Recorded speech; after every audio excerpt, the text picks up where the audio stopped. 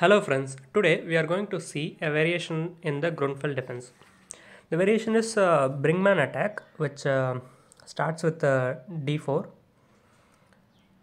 and knight f6, c4, g6, knight c3, controlling the e5 square, and now threatening to play e4. And in Grünfeld defense we usually stop the e4 with d5. And this is Grunfeld defense, and the variation which we are going to see today is bishop f4, and this is called as the Brinckmann attack. And the idea of Brinckmann attack is to play e3 afterwards and then quickly develop all these pieces and get castled. So what as a black we should do is to develop bishop g7 and get castle quickly. E3 castles, and here white has three main moves, and most popular move is to play rook c1. The other two moves are rook f3, sorry, knight f3 and bishop d3. I'll give you one sample line for both of them so that you can analyze on your own. After knight f3 we can play c5.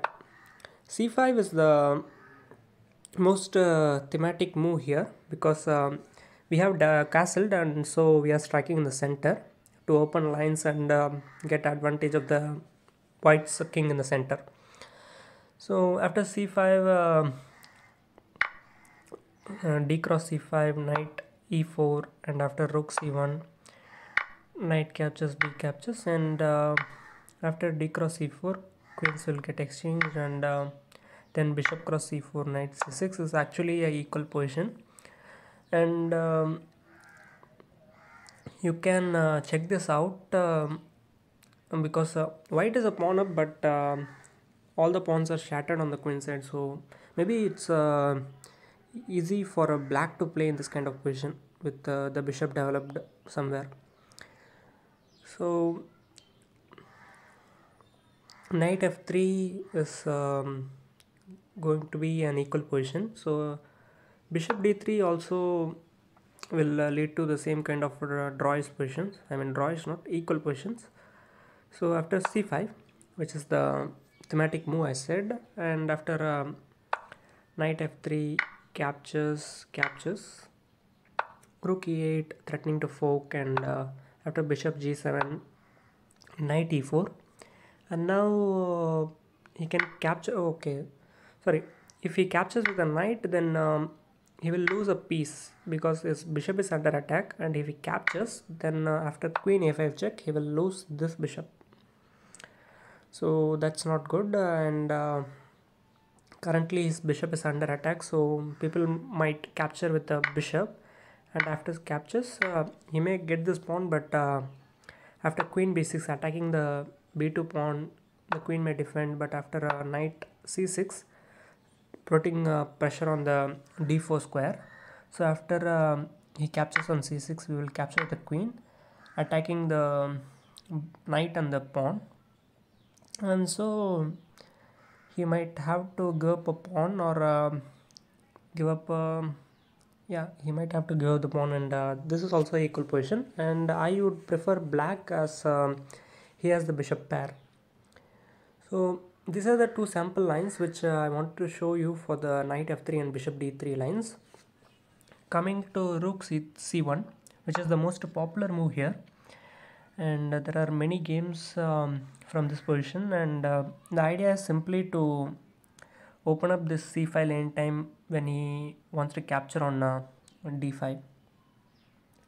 So here the thematic move is c5, and it strikes in the center, so here the main move is to capture on c5, because if he plays a careless move like this, just to show you the idea of black, what we can do is capture on d4, and when he captures back we can start putting pressure on d4 with knight c6, and now we can capture on c4 anytime, and that will expose attack on the d4 square. That will be easy for us to play in the middle game with the isolated queen pawn on white side. So usually people captures here, and now we can play bishop e6. It's protecting the center, and we can even capture on c4 anytime. So maybe the best move here is to play knight f3, but maybe people may attempt to capture here, but it's already equal for us because we can capture with our knight, and if he captures, then it's better for us, because after we capture the knight with the bishop, now these two pawns are under attack, so he will defend one of them with queen d2, and we can capture on a2. And this is actually we are equal in material, but this position is actually better than equal for black.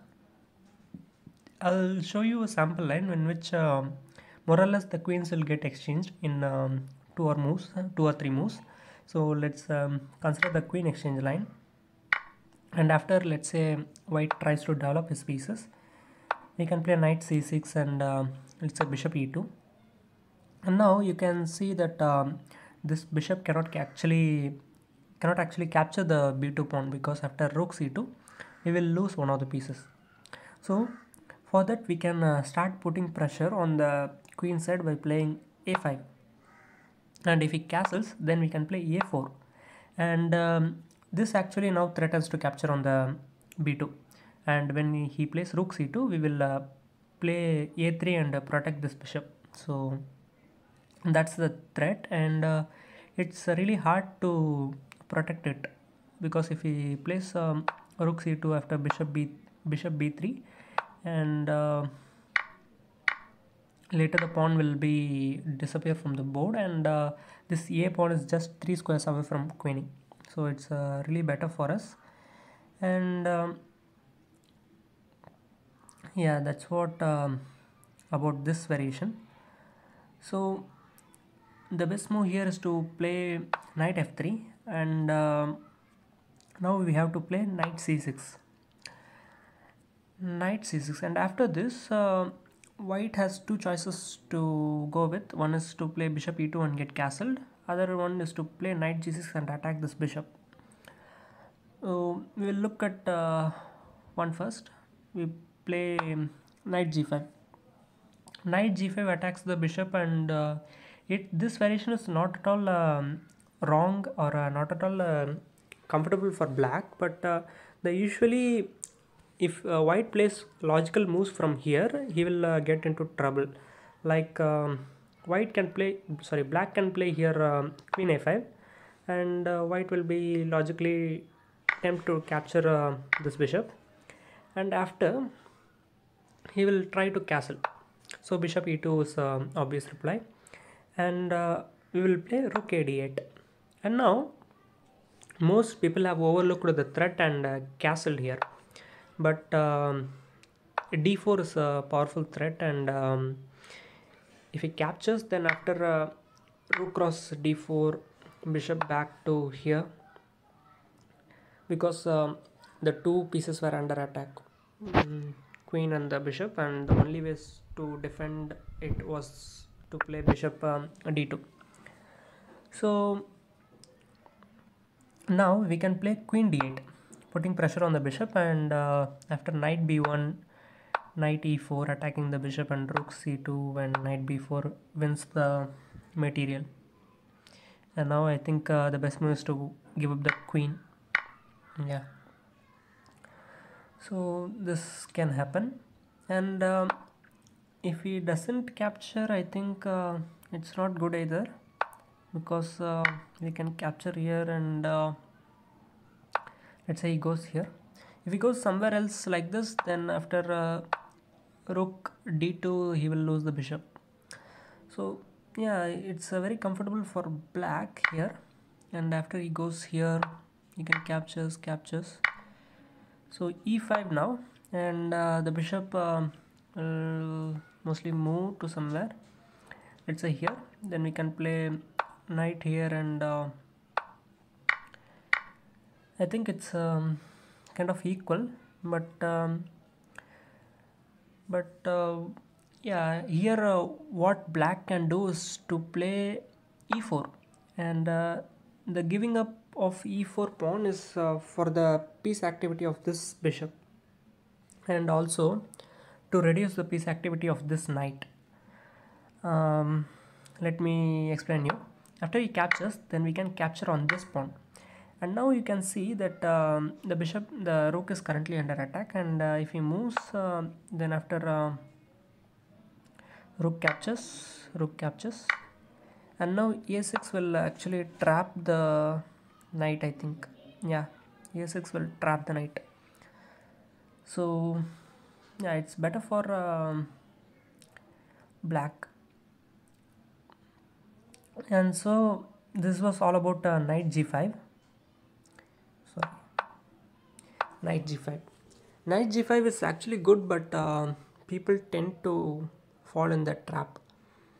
So now we will look into the bishop e2 line, and here the best move is to play queen a5. Queen a5 in this kind of positions is actually very normal, and because it threatens to capture on c5, which we have given up the pawn earlier, and here white will usually castle, and after c cross d4,